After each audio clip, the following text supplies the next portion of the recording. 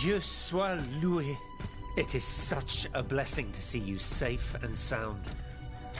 This belongs to you. Bless you, whoever you are. You have our eternal gratitude. I believe you've met Monsieur Julien Raymond from distant Saint-Domingue. He's one of the most eminent members of our organization. And you? Mademoiselle? What should we call you? My name is Aegis. Ah, yes. The Aegis. The mighty shield and scourge of Zeus. I wonder... Earlier, by the Pont Neuf, when you touched Monseigneur's ring, can you explain what happened?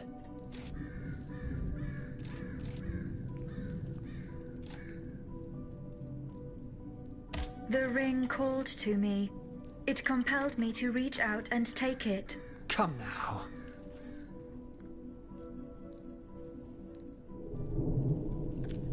The moment I touched it, I was transported. Somewhere else. It was the same strange world that you were in, Monseigneur. Hell, you mean? Or purgatory? I saw things there. I saw Monseigneur giving a sermon. What wickedness is this? This explains the moment when you froze. And this isn't the only time you've experienced something like this, n'est-ce pas? That is correct. It also happened with two objects I found in Place Dauphine. And what happened there? That is where I found your Bible and your cross, Monseigneur. How did you know they belonged to me? They demanded to be returned to you. You did not regain consciousness until I did so. This is madness. Let us not be so quick to judge, Monseigneur. I witnessed the moment when your cross was taken from being locked in that box. Eh bien voilà. It is just as I suspected. Here, Aegis, look at this. Over the course of my research, I unearthed this ancient document. I believe I have finally uncovered its meaning. It's a triangle with an identical inscription at each corner. Nemi. Memory in ancient Greek. Then, in the center, there is an open eye which symbolizes awakening. Do you understand? The images you saw, Aegis, were Monseigneur de la Far's own memories. 3 echoes of the past tied to personal objects of his. 3 Nemes, memories which some dark alchemy had taken from him. Without them, his mind would have remained lost, incomplete. He would never have regained consciousness. But by returning these 3 objects to him, Aegis, you were able to save his immortal soul. Tell me, Aegis, when you were at the clerk's office at the Châtelet, did you perhaps see a leather wallet near the abbot's documents? No, Monseigneur. Ah, that is unfortunate. Most unfortunate.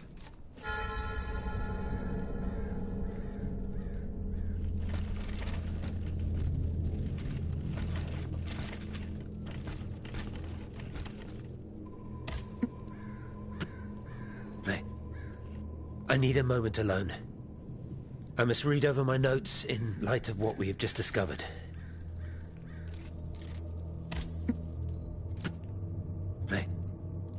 I need a moment alone. I must read over my notes in light of what we have just discovered. Monseigneur? That other world where you were held prisoner. Do you still feel its effects? This other world, as you call it, Aegis, is none other than hell itself, Gehenna. The place the Lord sends those who worship the beast. But hell didn't keep me. Has God given me a chance to redeem myself, perhaps? What task did you entrust to the abbot? The Holy Office ordered me to keep an eye on the Comte de Cagliostro. This charlatan imagines himself to be the heir of Mesmer, the magnetizer, and seems to have ingratiated himself with the king. There have been disturbing reports about him that could lead to his excommunication. It is said that he can make the dead speak. Can you imagine? I asked the abbot to investigate the surroundings of Eugène de Vaucanson's workshop, where the Count had been seen coming and going for several weeks. I cannot disclose the details of what he discovered there, but it may well be related to the events that have plunged Paris into mourning.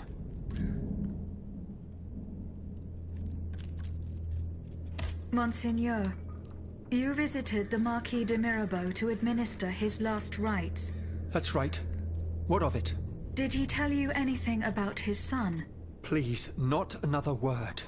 I heard this man's confession, and am therefore bound by the strictest secrecy. There are no exceptions to canon law in this matter.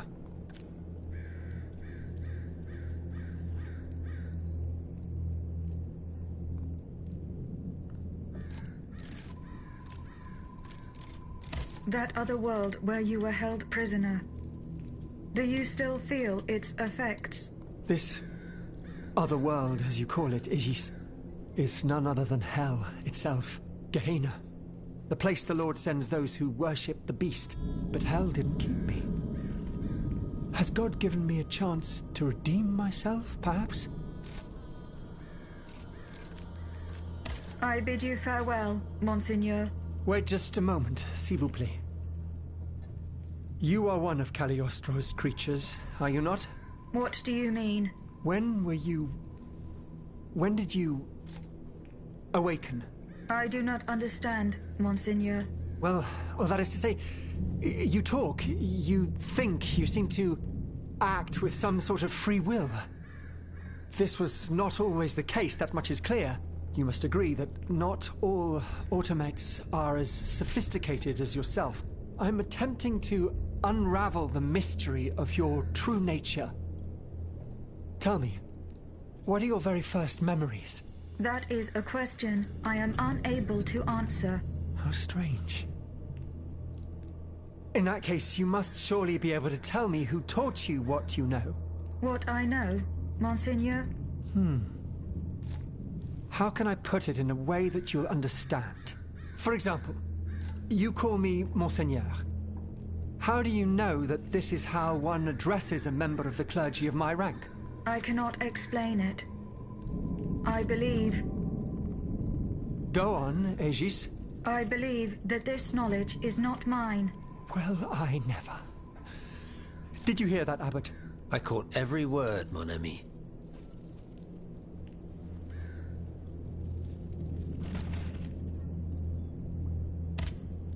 Monsieur Raymond, what is the aim of this organization? We publish articles and exert our influence on those who are in a position to improve the lot of our unfortunate brethren. Our numbers grow by the day, and we have many illustrious members, such as the Comte de Mirabeau and the Marquis de Lafayette. But it was Monsieur Brissot and the Abbot that founded the group. Good old Brissot. Shouldn't he be here by now? Yes, mon père. He should have arrived hours ago. Alas, there has been no sign of him. I hope to God that no misfortune has befallen him.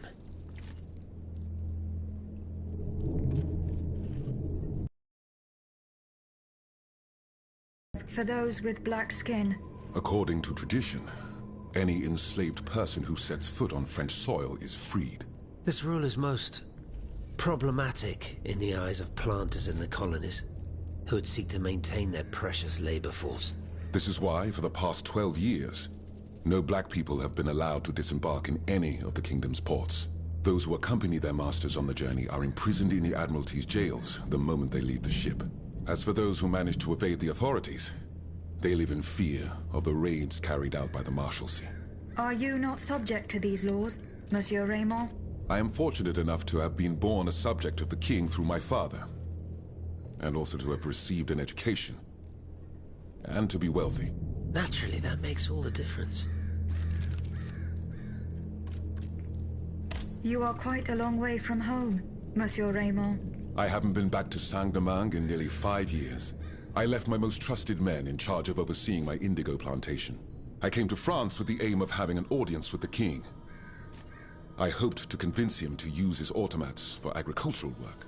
I was of the belief that this was the best way to ease the suffering of our enslaved brethren. Alas, it was all for naught. I was only able to get an audience with the Minister of the Navy, and even that was granted reluctantly. Later, when the king convened the Estates General, my hopes were renewed. I saw it as an opportunity to make our voices heard. And then, mon Dieu, what a disaster, Aegis. What a complete disaster.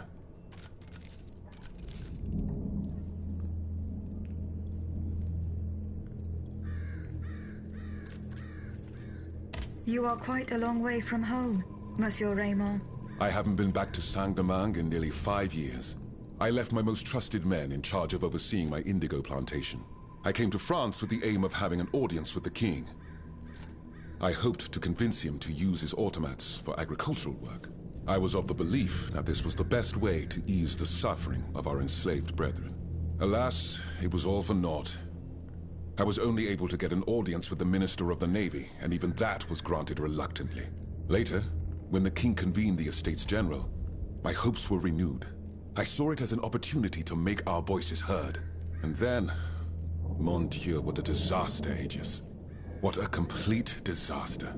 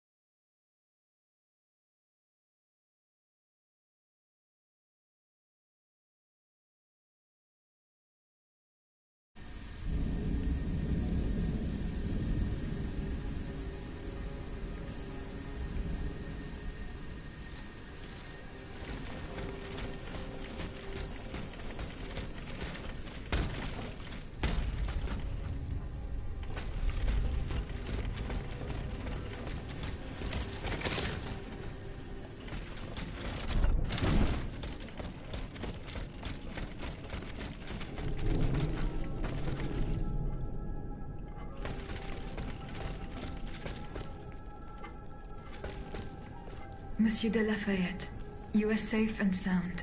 Safe and sound indeed, but with a broken soul. I have just returned from Place Dauphine. I understand, monsieur. The Garde Nationale. I was too late.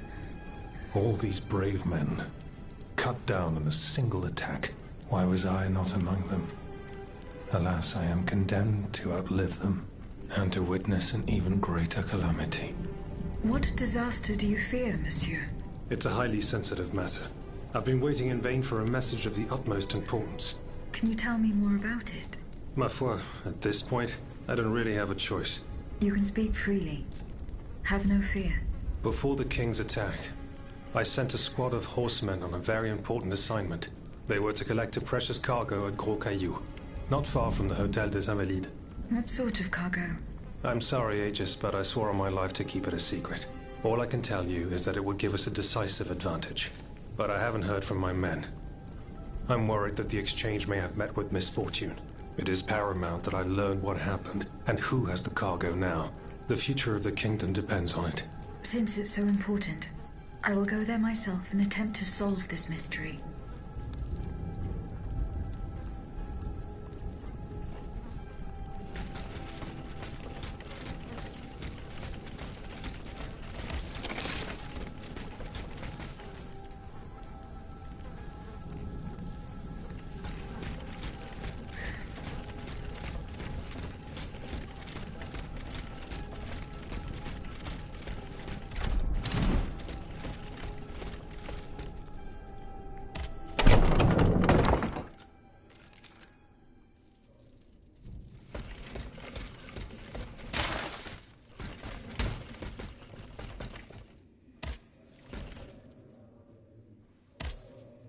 Eh bien, Aegis, did you make sure my men managed to collect the cargo? No, I haven't gone there yet. Et alors? What are you waiting for? This is a matter of the utmost importance. The exchange was to take place near the Église du Gros Caillou, the town next to Les Invalides.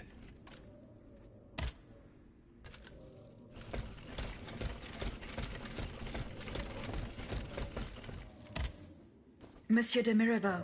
Have your efforts paid off?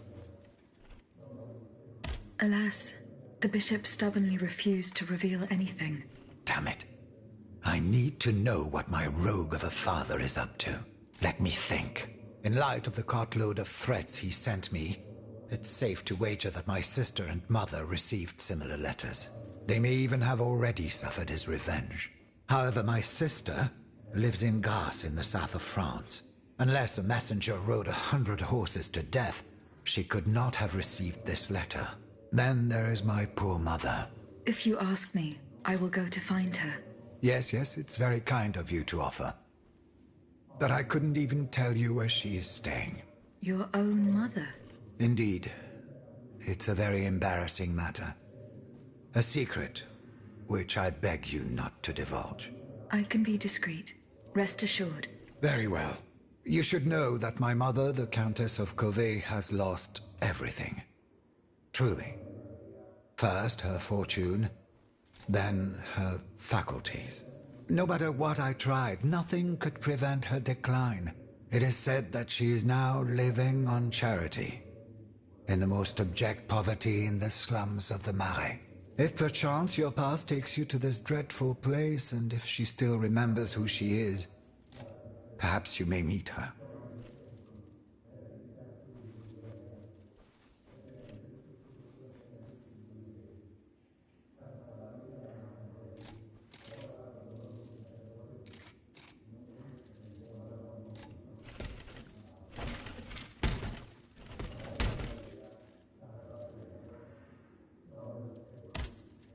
Ah, you're back. Do you bring me glad tidings? The abbot is safe and sound. He is at the Société des Amis des Noirs, with Monsieur Raymond and the Bishop of Nancy. Very well. Very well. May Providence allow them to reach us safely. Though I despise war, we must rally the people for battle as soon as possible. A reliable source tells me the arsenal at Les Invalides is overflowing with weapons, but a royal automat guards it. I now have no doubt that you are capable of defeating such a creature. But are you prepared to go back into the fray? Yes, I am. Very well. Try to clear the way so we can access the Hôtel des Invalides. Once you've done that, we'll take care of the rest. A handful of patriots are already there. Their task was to open a passage to the east, through the Faubourg Saint-Germain. Very well. I will go and find them.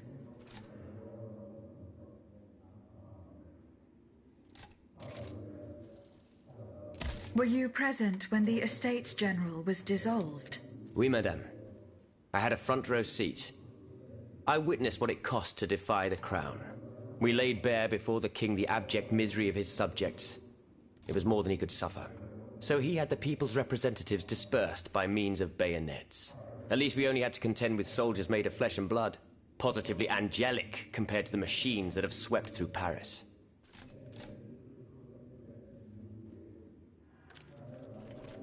Were you present when the Estates General was dissolved? Oui, madame. I had a front row seat. We laid bare before the king, so at least positive. Goodbye, Miss.